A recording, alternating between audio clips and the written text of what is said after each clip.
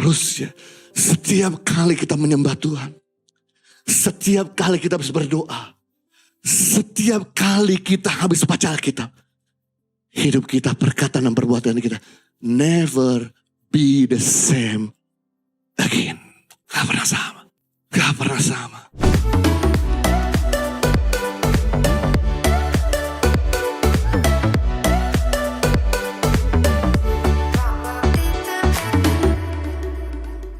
Yang kedua, mengapa kita perlu menyembah Tuhan? Membangun hubungan dengan Dia. Karena penyembahan merupakan tools, penyembahan merupakan media, penyembahan merupakan alat komunikasi. Seperti HP, sudah bisa video talk. Seperti HP, sudah bisa komunikasi dengan Pencipta. Kejadian 2:8. Selanjutnya Tuhan Allah membuat taman di Eden, di sebelah timur. Disitulah tempatnya manusia yang dibentuknya itu. Sengaja Tuhan menempatkan manusia gak jauh-jauh dari dirinya. Dia menempatkan manusia di Taman Eden. Supaya apa? Manusia bisa punya hubungan sama Tuhan.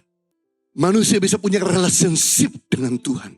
Dan waktu manusia punya relationship sama Tuhan, betapa dahsyat dan kreatifnya dia bisa menyebut nama-nama binatang berbeda-beda. Dan tidak pernah sama dan tidak lupa sama sekali. Karena waktu itu tidak ada catatan notebook, waktu itu tidak ada iPad, waktu itu tidak ada handphone. Tapi waktu dia menyebut binatang yang besar namanya gajah, dia gak akan lupa dan dia ingat seterusnya. Dan dia ajarkan kepada anak cucunya yang besar dan berlari gajah, yang pendek dan kemudian cacing, yang panjang kecil ular. Wow. Orang kalau dekat sama Tuhan, hikmatnya teruji. Penyembahan adalah media untuk kita dekat sama Tuhan. Karena penyembahan itu berasal dari bahasa Yunani yang artinya ada proskuneo, yang artinya adalah mencium. Mencium itu harus jarak dekat. Gak bisa cium jauh-jauhan. Kecuali ciuman stiker WA. Karena saya sama anak saya di Singapura, saya di Jakarta. Mamanya suka beri ciuman, peluk jauh. Waktu kamu menyembah Tuhan, kamu sedang mencium Tuhan.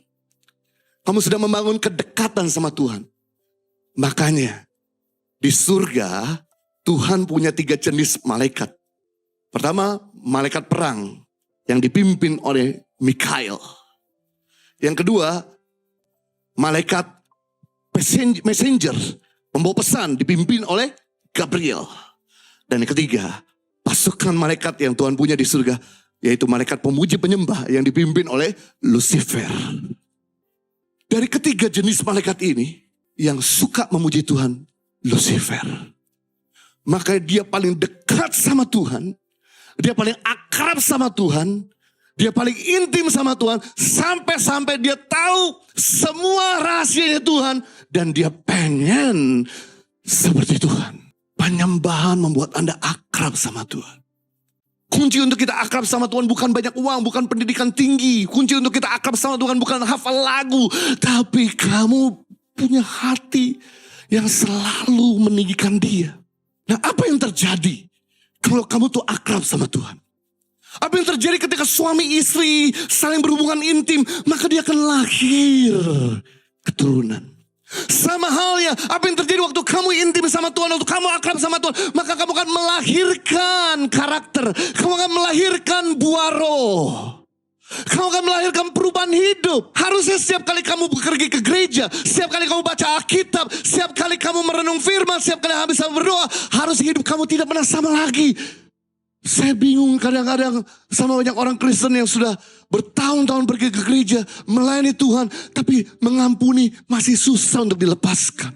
Tapi nipu masih jalan, masih kasar sama orang tua.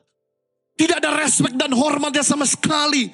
Masih gak pernah punya waktu sama anak-anak. Berarti ada something wrong dalam perjumpaan sama Tuhan. Karena harusnya setiap kali orang berjumpa sama Tuhan, hidupnya gak pernah sama. Kita bisa melihat perempuan Samaria yang punya 5 pria selingkuhan. Bahkan pria yang ada pada dia saat itu pun bukan pria resmi. Begitu dia berjumpa dengan Tuhan di pinggir sumur Samaria, di tengah siang hari jam 12, pada waktu summer. Saat dia berjumpa sama Tuhan Yesus, dia ambil keputusan untuk meninggalkan kehidupan lamanya. Dia kembali kepada kotanya, kampungnya. Dia bawa satu kampung Samaria sama Tuhan.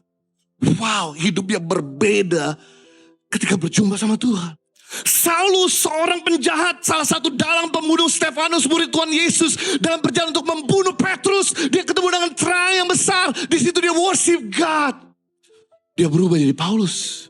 Sakius, pemungut cukai, yang dibenci sama masyarakat di Yeriko. Kenapa pemungut cukai dibenci, Bapak Ibu Saudara? Karena pemungut cukai adalah anteknya orang Romawi. Dia dibayar sama orang Romawi untuk memeras bangsanya sendiri. Jadi pemungut cukai itu orang Yahudi yang digaji orang Romawi untuk memeras bangsanya. Makanya pemungut cukai dibenci. Apa yang terjadi ketika Sakius ketemu sama Tuhan Yesus? Dia berkata, separuh dari hartaku kuberikan pada orang miskin. Dan kalau ada orang yang pernah aku rugikan, aku gantikan 4 kali lipat. Perjumpaan satu kali Sakius sama Tuhan merubah hidupnya. Harusnya setiap kali kita menyembah Tuhan, setiap kali kita habis berdoa, setiap kali kita habis baca Alkitab, hidup kita, perkataan dan perbuatan kita never be the same again. Gak pernah sama. Gak pernah sama. Impact Community Indonesia mengadakan 4 kali ibadah onsite setiap hari Minggu. Pukul 9 waktu Indonesia Barat, pukul 11 waktu Indonesia Barat, pukul 13 waktu Indonesia Barat, dan pukul 15 waktu Indonesia Barat di MOI, Mall of Indonesia Kelapa Gading lantai P3. Ibadah pertama hingga ibadah ketiga disertai ibadah anak dan ibadah remaja. Pastikan kehadiran Anda.